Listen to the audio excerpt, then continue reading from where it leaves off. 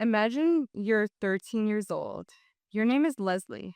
One minute you're strapped into a small plane with your mother, flying over an endless ocean of thick, suffocating green. Next minute, there's a drop. Metal screams, glass shatters. Everyone around you erupts into panic. That's when the world goes black. You wake up. The silence of the jungle is heavier than the wreckage pinning you down. You're not dead, but many people around you are. Trapped inside the twisted, smoking frame of that plane are also your three younger siblings: Sonli, who is 9, Kian, who's just 4, and baby Christian, who's barely just seen her first birthday. They're miles away from civilization. There are no roads, no towns, only jungle. A living, breathing labyrinth which has swallowed them whole. For most adults, the Amazon is a death sentence. For 4 kids, the youngest, who is still a baby, who needs diapers and formula, it is their nightmare come to life. And yet, this is only where their story is about to begin.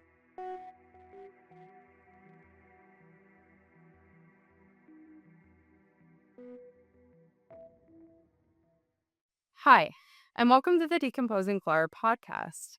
I'm your host, Kira, and with me is Jen. Everything that we say in our podcast is information that we've gathered from trustable sources, documentaries. Particularly, there's one that I watched. It'll be linked down below if you'd like to watch it.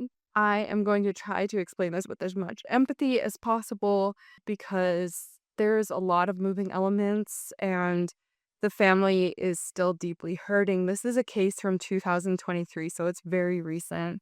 My heart really goes out to everyone who's been affected by this case. And I'm going to try to pronounce their names, but you know me and pronunciation, it doesn't go well. But I did try. So if I say something wrong, I'm not saying it because I'm being mean. It's just I don't regularly pronounce these words sometimes. So, with that being said, I do have some trigger warnings. There's some child endangerment, there's some death, there's some talk about bodily harm. So, if you're not in the right place to listen to any of that, check out one of our other episodes. Take care of yourself, get an ice cream, and we'll see you in the next episode. With all that being said, let's get into today's case. The settlement of Hakatura is one of the most isolated outposts in the Colombian rainforest. With no road that connects it to the rest of the nation, the community relies solely on generators and solar panels for electricity. Mobile communication is restricted due to just how isolated it is, and there's only a small dirt landing strip. This physical isolation is also not only just physical, it's also geopolitical in how isolated it is. Just to give you a better sense of the community for today's case, the surrounding department also has a lot of drug cartels. The surrounding kind of department has a heavily armored, demobilized Revolutionary Armed Forces of Colombia. So they're routinely utilizing these local rivers to smuggle cocaine towards Brazil. And then they also are trying to enforce the conscription of indigenous youth. In early 2023, this particular region deteriorated rapidly in the search for the family of Magdalena Valencia, who was a 34-year-old mother.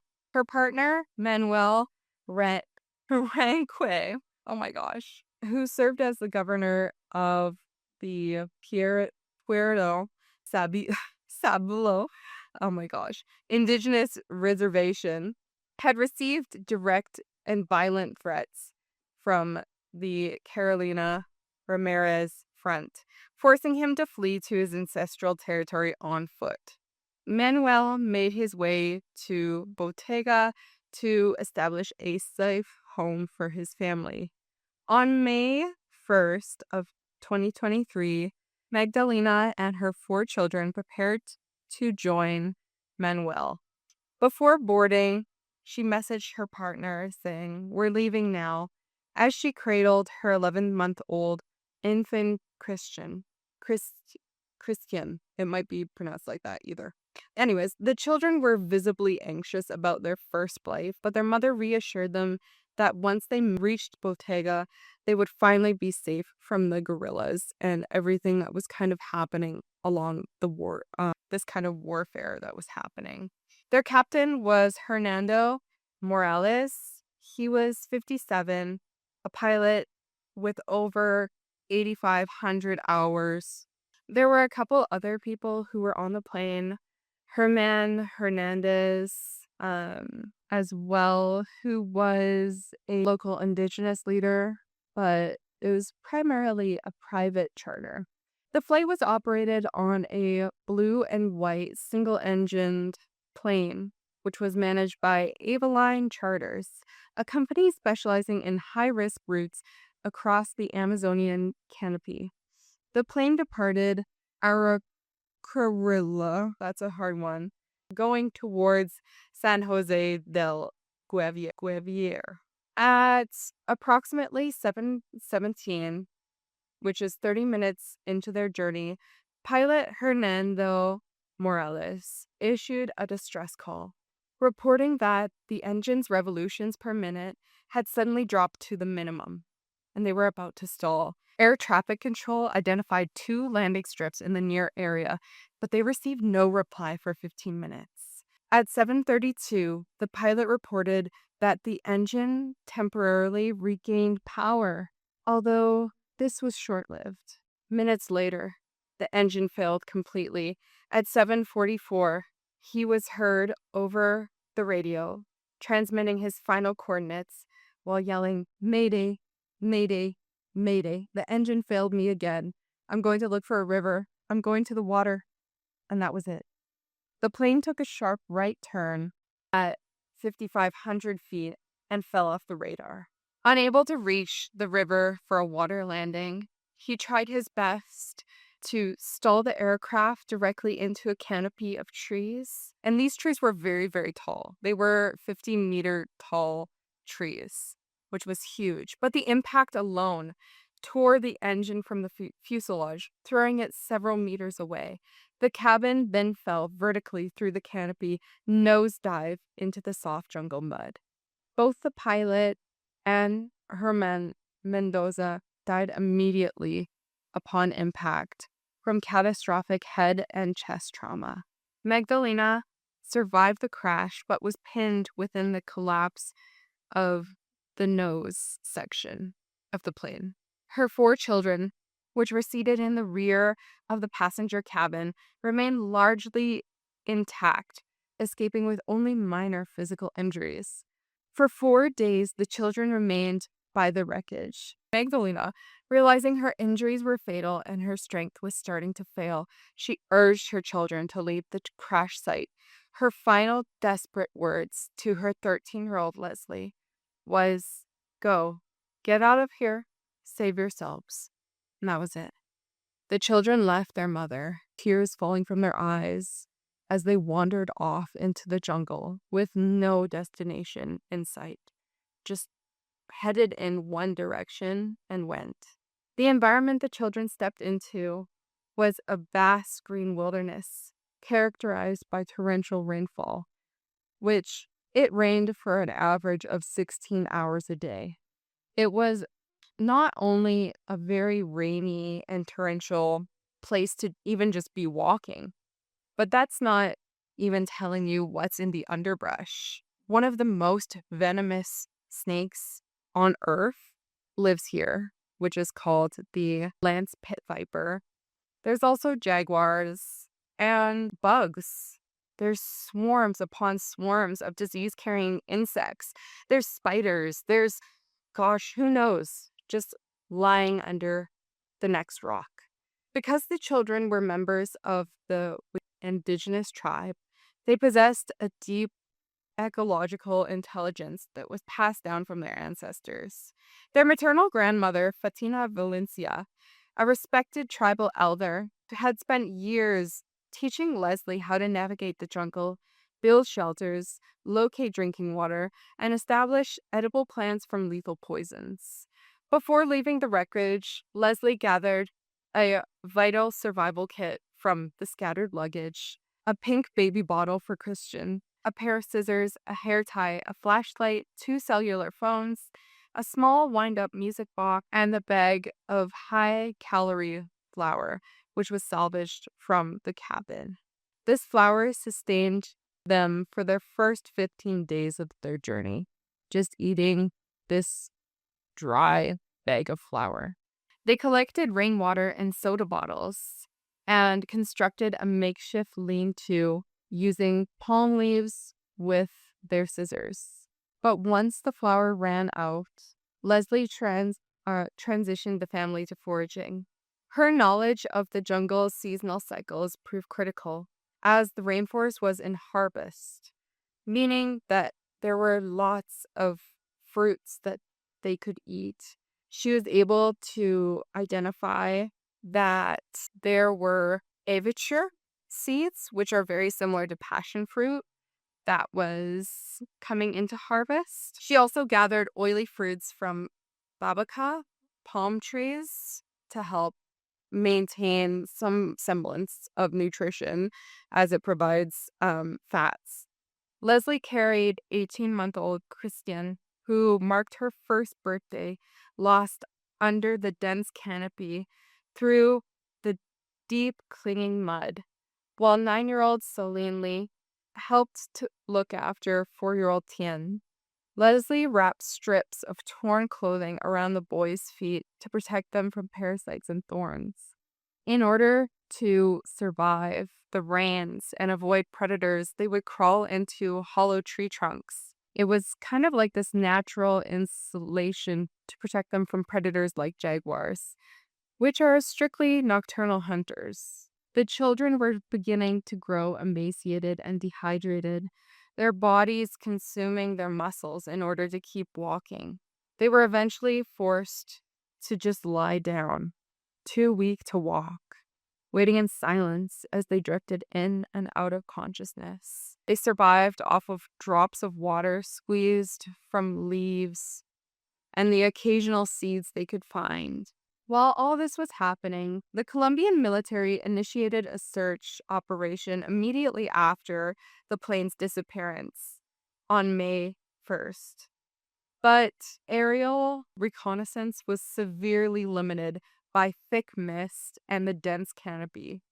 On May 9th, the commander of the Joint Special Operations Command deployed elite special forces into the search area. It was under the code name Operation Hope. The mission initially deployed military search planes, and then they repelled directly into the jungle.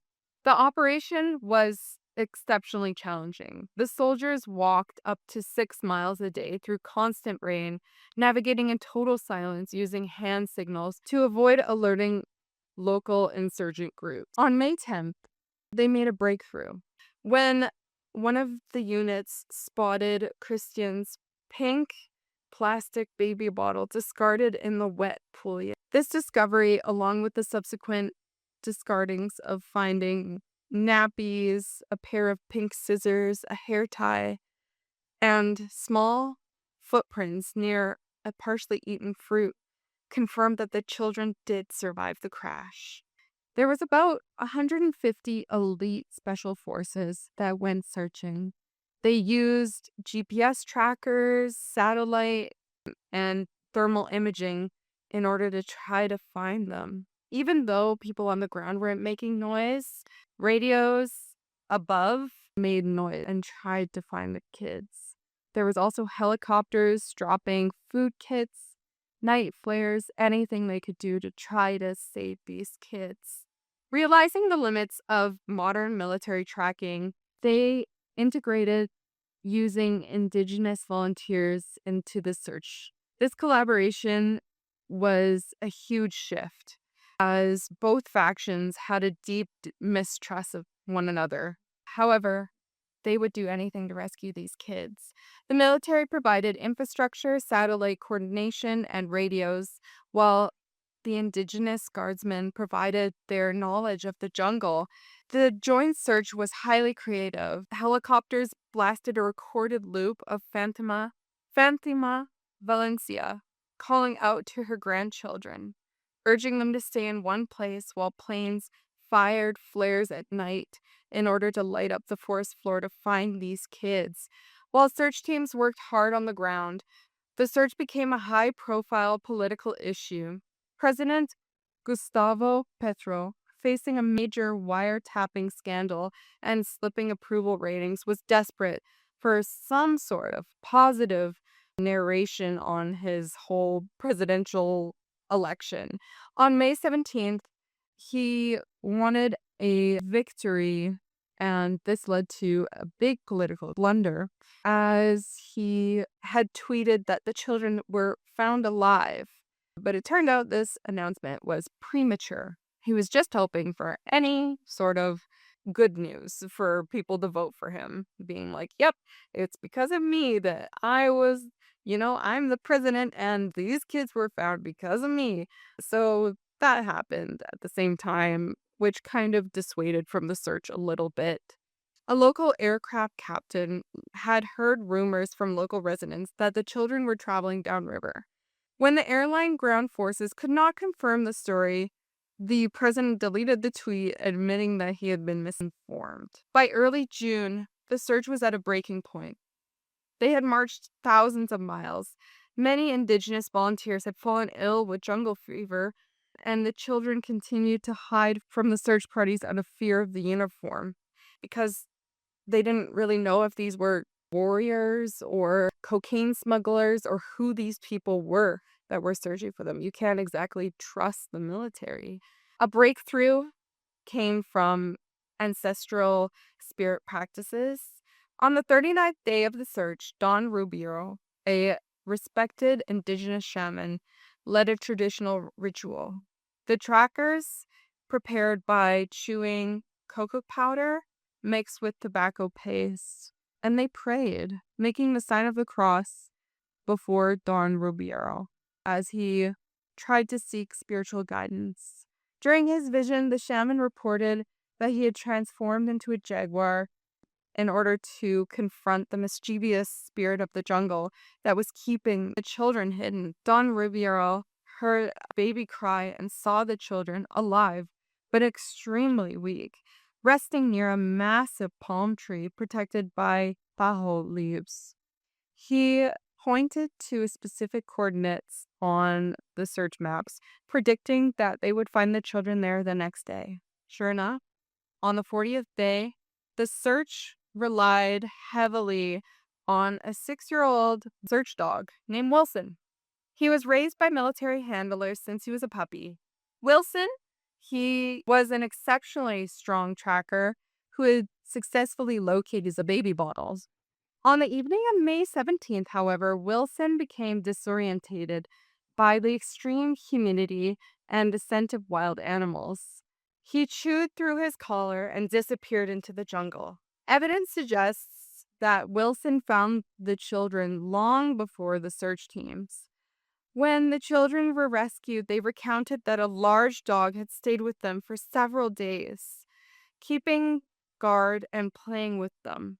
Trackers discovered that the dog prints were alongside the children's footprints. On June 8th, Carlos Villegas spotted Wilson from about 40 meters away. He tried to call the dog and play with him in order to secure him, but Wilson, disorientated and exhibiting signs of trauma, bolted back into the undergrowth. Wilson was never found, despite a dedicated search of over 70 special forces and his longtime handler, Christian Lara. Following this, however, the children were finally found, and they painted emotional drawings of Wilson standing near the trees among a river as a tribute to their companion who watched over them from the dark. On June 9th, 2023, the 40th day of the search, the indigenous tracking team, guided by the shaman's coordinates, marched deep into the jungle. Suddenly, they heard the faint cry of a baby. In a small clearing, they discovered 4 bodies huddled together. One of the first trackers that reached them opened his arms and said, "Family." The children's first words were devastatingly simple. 13-year-old Leslie, holding her baby sister, ran towards one of the searchers and said, "I'm hungry." 4-year-old Tan, who was unable to stand, looked up and simply said, "My mother's dead." The rescuers comforted them, reassuring them that they were friends sent by their family. The children immediately asked for bread, sausage, and rice pudding.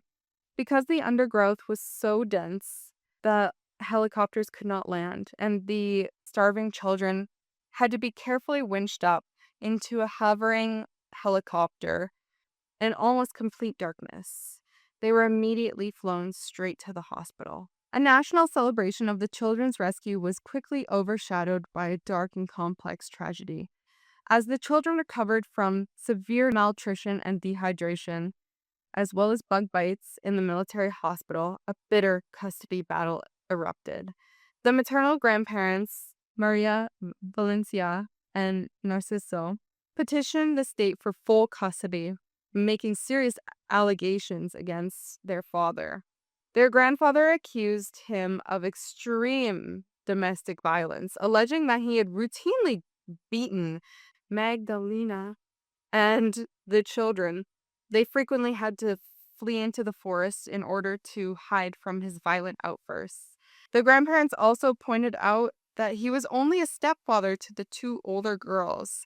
Leslie and Selene had a different biological father than them, and the girls were deeply terrified of him. The family dynamics were suddenly more confused as there was the sudden appearance of Andres, who was Magdalena's first husband and claimed custody of his biological daughters after years of absence, a move the grandmother publicly criticized. While Manuel, who was their current father, admitted to reporters that there had been verbal fights at home, he dismissed that there was ever any physical abuse, as it was just gossip for the world.